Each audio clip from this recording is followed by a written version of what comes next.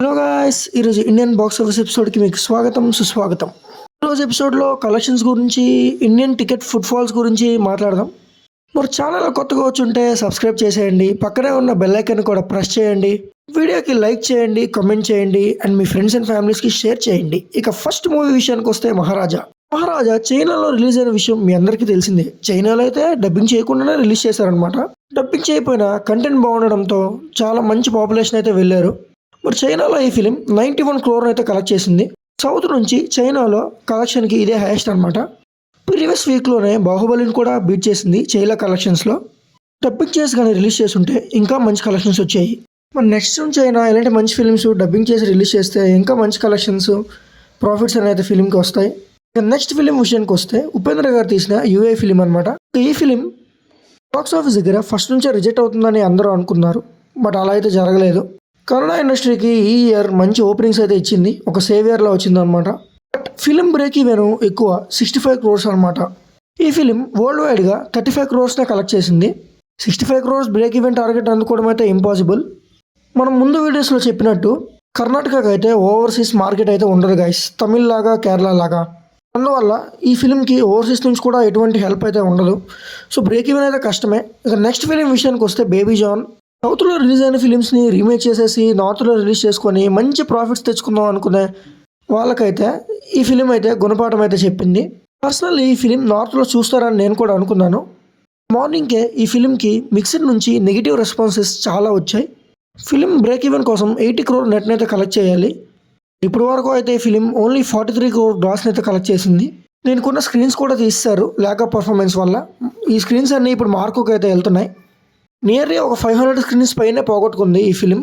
సౌత్లో రిలీజ్ అయిన ఫిలింని నార్త్లో రీమేక్ చేసేసి మసాలా యాడ్ చేసేసి నార్త్లో రిలీజ్ చేస్తే అసలు దేకమని కరాఖండిగా చెప్పేశారు నార్త్ ఆడియన్స్. ఇక నెక్స్ట్ ఫిలిం విషయానికి వస్తే బరోజ్ అనమాట. ఈ ఫిలిం రిలీజ్ అయినట్టు కూడా మీకు తెలియకపోవచ్చు. కిడ్స్ని, ఫ్యామిలీస్ని టార్గెట్ చేస్తూ క్రిస్మస్కి రిలీజ్ చేశారు ఈ ఫిలింని. ఈ ఫిలింని స్వయాన మోహన్ లాల్ గారు డైరెక్ట్ చేశారనమాట. 3Dలో రిలీజ్ అయిన ఈ ఫిలిం ఇప్పుడు దాకా 14.5 crore అయితే కలెక్ట్ చేసింది. పెద్ద డిజాస్టరే.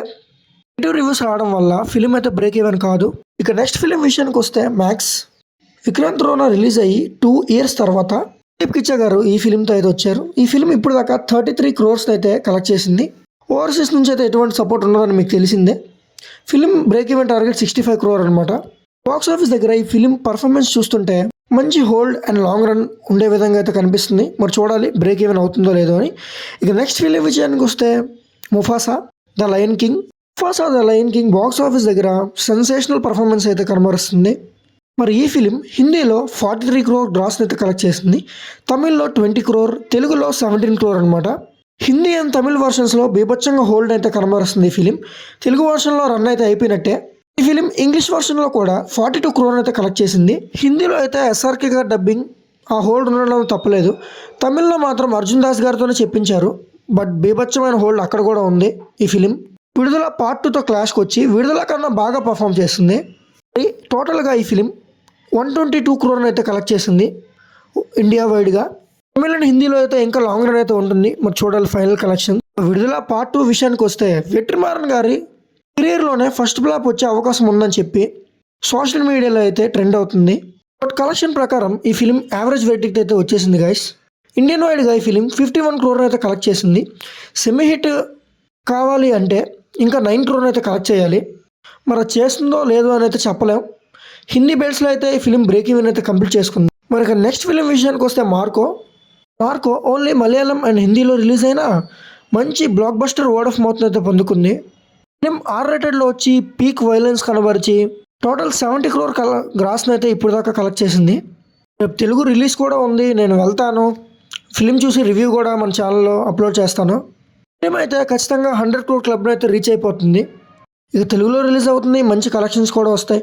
R-ratedలో వచ్చి 100 crores కొట్టమనేది మంచి అచీవ్మెంట్గానే చెప్పాలి. మరి చూద్దాం, రేపైతే రివ్యూ అయితే మన ఛానల్లోకి వచ్చేస్తుంది. ఇక నెక్స్ట్ విషయానికి వస్తే పుష్ప 2 వరల్డ్ వైడ్గా 5.6 crore ఫుట్ఫాల్స్ని అయితే ఇప్పుడు దాకా తెగాయి అనమాట. KGF 2 కూడా 5.1 crore దగ్గరే. మరి కలెక్షన్లో ఎందుకు బ్రో అంత తేడా అంటే ప్రైజెస్ అనమాట. మన ఇండియాలో 145 కోట్ల పాపులేషన్ ఉన్న ఓన్లీ 5.6 crore, 5.7 crore లాంటి ఫుట్ఫాల్స్ ఎందుకు తెగుతున్నాయంటే ఆ ప్రైజెస్ వల్లే అనమాట. ఎవరు ఇంట్రెస్ట్ చూపించట్లేదు. బట్ ఈ ప్రైజెస్తో 5.6 crore ఫుట్ఫాల్స్ని ఇప్పుడు పెట్టాలంటే డెఫినెట్లీ చిన్న విషయం కాదు, పెద్ద అచీవ్మెంట్. మరి పుష్ప 2 ఇనిషియల్ రన్లో బాహుబలిని అయితే బీట్ చేసింది. టోటల్ వరల్డ్ వైడ్గా 1628 crore అయితే కలెక్ట్ చేసింది. అదేంటి బాహుబలి కలెక్షన్ 18.10 crore కదా అని మీరు అడగొచ్చు. బట్ అది జపాన్ అండ్ చైనా రిలీజెస్ తర్వాత గైస్, అది టోటల్ రన్ అనమాట. ఇనీషియల్ రన్ అయితే పుష్ప 2 బీట్ చేసినట్టే బాహుబలి 2ని. మరి ఫైనల్ రన్ ఎంతవరకు వెళ్తుందో మనం వేచి చూడాల్సిందే. ఇప్పటి వరకు 1628 crore అయితే పుష్ప 2 వరల్డ్ వైడ్గా కలెక్ట్ చేసింది. అలోన్ హిందీలోనే 3 crore ఫుట్ఫాల్స్ని అయితే మెయింటైన్ చేస్తుంది. జవాన్ పఠాన్ రేంజ్ని దాటడం అయితే కష్టం, 3.7 3.6 వరకు. ఇదైతే పెద్ద అచీవ్మెంట్గానే చెప్పాలి.